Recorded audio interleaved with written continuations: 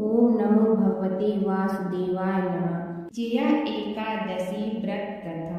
धर्मराज युधिष्ठिर बोले, हे जनार्दन, फाल्गुन मास के कृष्ण पक्ष की एकादशी का क्या नाम है तथा उसकी विधि क्या है? कृपा करके आप मुझे बताइए।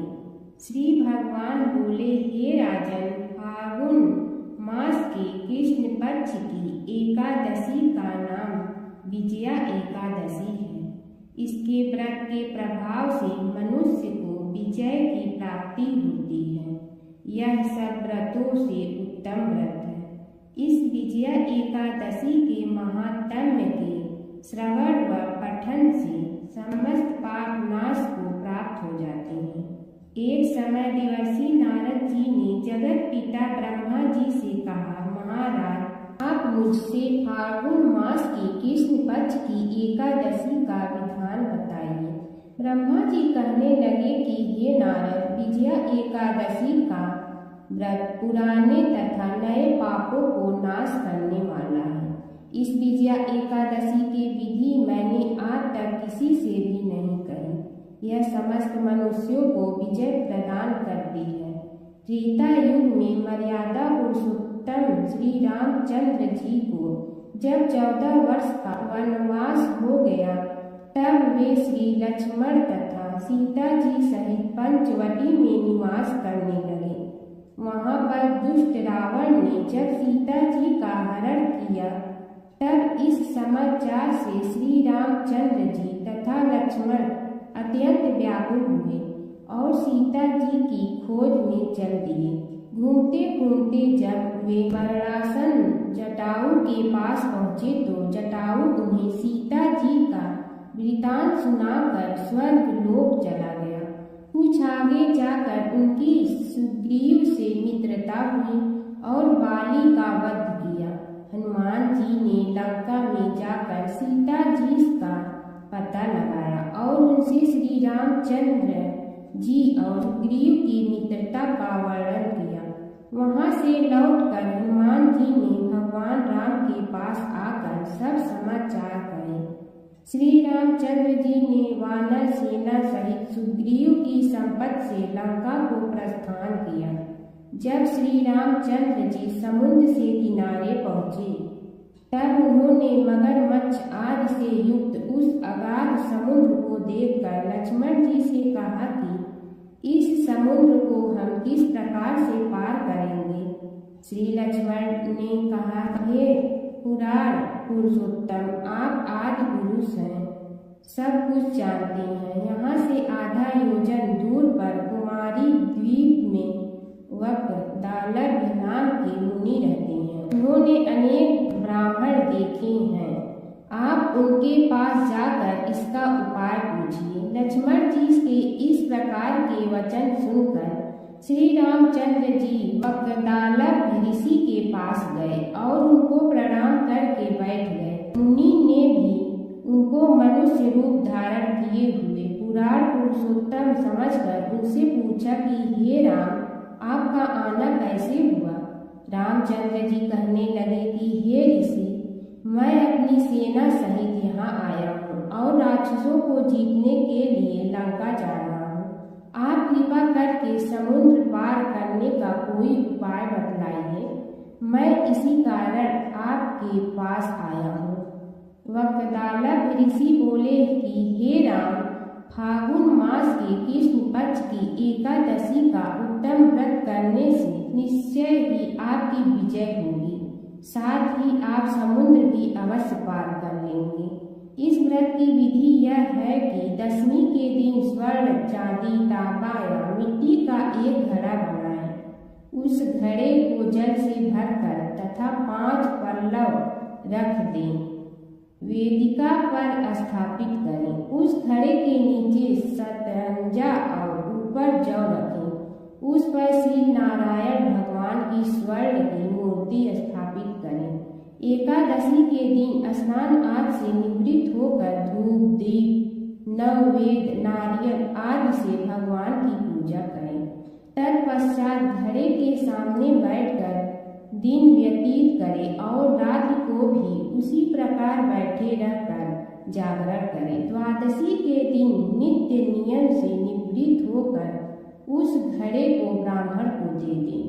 हे राम, यदि तुम भी इस व्रत को सेनापतियों सहित करोगे तो तुम्हारी विजय अवश्य होगी। श्री रामचंद्र जी ने ऋषि के कथा अनुसार इस व्रत को किया और इसके प्रभाव से दैत्यों पर विजय पाई। अतः हे राजन, जो कोई मनुष्य विधि पूर्वक इस व्रत को करेगा, दोनों लोकों में उसकी अवश्य विजय होगी। श्री ब्रह्मा जी ने नारद जी से कहा था कि हे पुत्र, जो कोई इस व्रत के महात्म्य को पढ़ता या सुनता है, उसको वाजपेयी यज्ञ का फल प्राप्त होता है। 11 माता की कहानी। एक बूढ़ी माँ ने एक बार एकादशी का व्रत रखा। बड़ी ही भाव भक्ति से पूजा अर्चना की। उन्हें वृद्धावस्था में क्या बाधा थी? वे तो अपने पुत्र पौत्र की सुख सुविधा के लिए व्रत रखने लगी थी। वे दिन भर तो जरा कठोर मन करके अपनी प्यास को रोके रहे। दिन में पूजा पाठ किया, कथा सुनी और पंडित जी को मिट्टी के पात्र में भर कर पानी और ऋतु फल दान में दिए। दोनों भर कर वितरण किया। उन्हें गर्मी के कारण बहुत बेचैनी हो रही थी। इस कारण से बड़ी देर तक पानी में पड़ी रही और पानी के कुल्ला करती रही, मुंह धोती रही। तब कहीं थोड़ा बहुत धैर्य बच आया। धूप तो तेज पड़ ही रही थी, इस कारण बार बार मुंह सूख रहा था। बूढ़ी माँ बहुत बेचैन हो रही थी। एक बुढ़ापा और दूसरे एक भयंकर गर्मी। वृद्धावस्था की स्थिति को कुछ दूसरी ही प्रकार की होती है। जैसे तैसे रो धो के दिन कट पाया।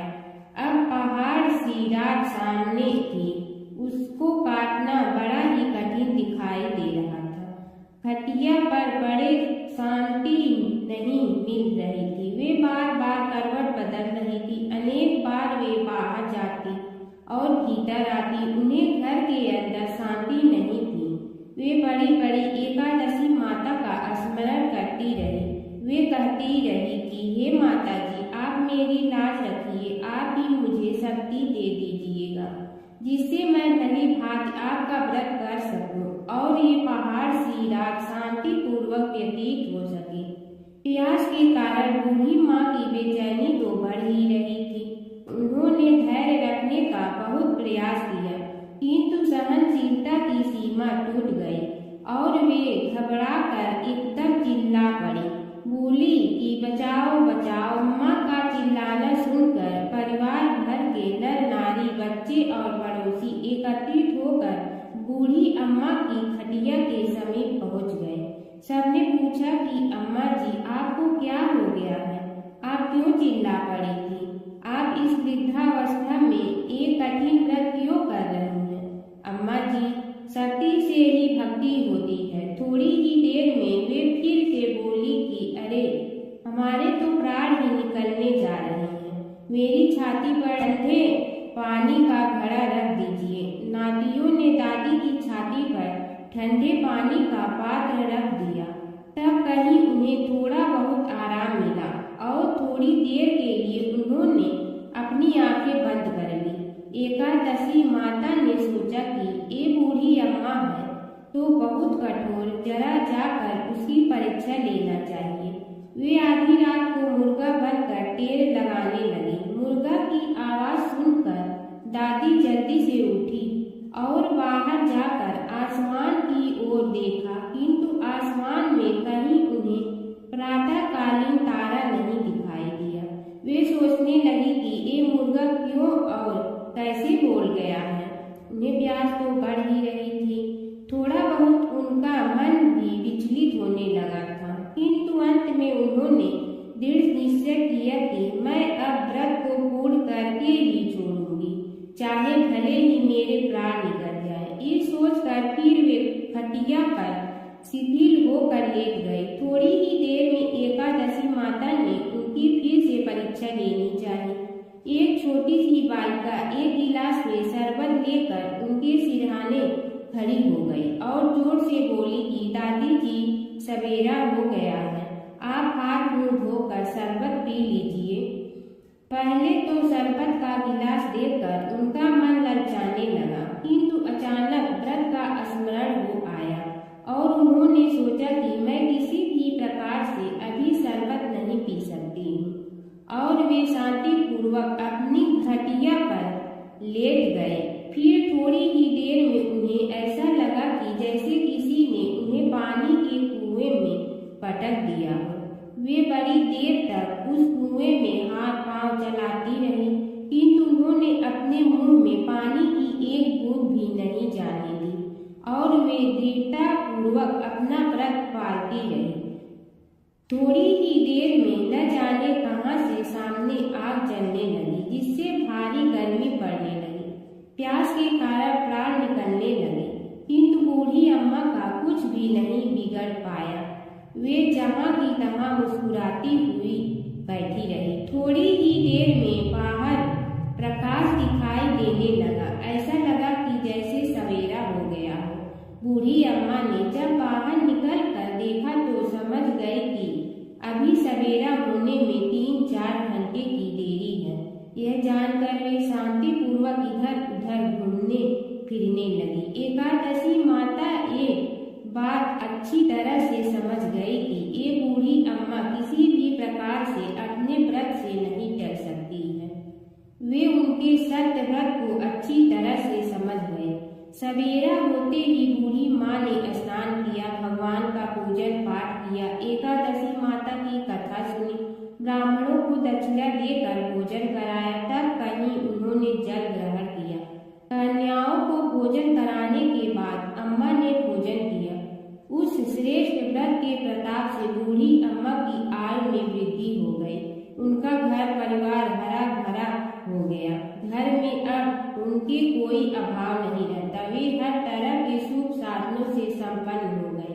नाती नतीनों से उनका घर भर गया और वे उसी दिन से 12 महीने की एकादशी का व्रत करने लगी। एकादशी माता के व्रत के प्रताप से इस संसार में हर प्रकार के सुख होकर अंत में वैकुंठ धाम को चली गई। ऐसा है तुरंत फल देने वाला एकादशी माता का व्रत। हर व्रत कथा के साथ पढ़ी और सुनी जाने वाली लपसी तपसी की यह कहानी।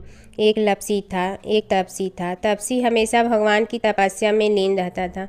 लपसी रोजाना 1.25 सेर की लपसी बनाकर भगवान का भोग लगाकर जीम लेता था। एक दिन दोनों लड़ने लगे।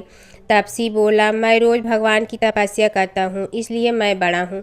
लपसी बोला, मैं रोज़ भगवान को 1.25 सेर लपसी का भोग लगाता हूँ, इसलिए मैं बड़ा हूँ। नारद जी वहाँ से गुजर रहे थे। दोनों को लड़ता देखकर उनसे पूछा कि तुम क्यों लड़ रहे हो। तपसी ने खुद के बड़ा होने का कारण बताया और लपसी ने अपना कारण बताया। नारद जी बोले, तुम्हारा फैसला मैं करूँगा। दूसरे दिन लपसी और तपसी नहाकर अपनी रोज की भक्ति करने आए तो नारद जी ने छुपकर 1.25 करोड़ की एक अंगूठी उन दोनों के आगे रख दी। तपसी की नज़र उस अंगूठी पर पड़ी जो उसने चुपचाप अंगूठी उठाकर अपने नीचे दबा ली। तब लपसी की नज़र अंगूठी पर पड़ी, लेकिन उसने ध्यान नहीं दिया। भगवान को भोग लगाकर लपसी खाना खाने लगा। नारद जी सामने आए तो दोनों ने पूछा कि कौन बड़ा, तो नारद जी ने तपसी से खड़ा होने को कहा। वो खड़ा हुआ तो उसने नीचे दबी अंगूठी दिखाई पड़ी। नारद जी ने लपसी से कहा, तपस्या करने के बाद भी तुम्हारी चोरी करने की आदत नहीं गई, इसलिए लपसी बड़ा है और तुम्हें तुम्हारी तपस्या का कोई फल भी नहीं मिलेगा। तपसी शर्मिंदा होकर माफ़ी मांगने लगा। उसने नारद जी से पूछा, मुझे मेरी तपस्या का फल कैसे मिलेगा। नारद जी ने कहा, यदि कोई गाय और कुत्ते की रोटी नहीं बनाएगा तो फल तुम्हें मिलेगा। यदि कोई ब्राह्मण को भोजन करवा कर दक्षिणा नहीं देगा तो फल तुम्हें मिलेगा। यदि कोई साड़ी के साथ ब्लाउज नहीं देगा तो फल तुझे मिलेगा। यदि कोई दिए से दिया जलाएगा तो फल तुम्हें मिलेगा। यदि कोई सारी कहानी सुने लेकिन तुम्हारी कहानी नहीं सुने तो फल तुझे मिलेगा। उसी दिन से हर व्रत कथा कहानी के साथ लपसी तपसी की कहानी भी सुनी और कही जाती है। ओम जय जगदीश हरे स्वामी जय जगदीश हरे। भक्त जनों के संकट क्षण में दूर करे। ओम जय जगदीश हरे। जो ध्यावे फल पावे दुख बिन दे मन का। सुख संपत्ति घर आवे कष्ट मिटे तन का। ओम जय जगदीश हरे। मात पिता तुम मेरे शरण कहूँ किसकी। तुम बिनय और न दूजा आस करूँ जिसकी। ओम जय जगदीश हरे।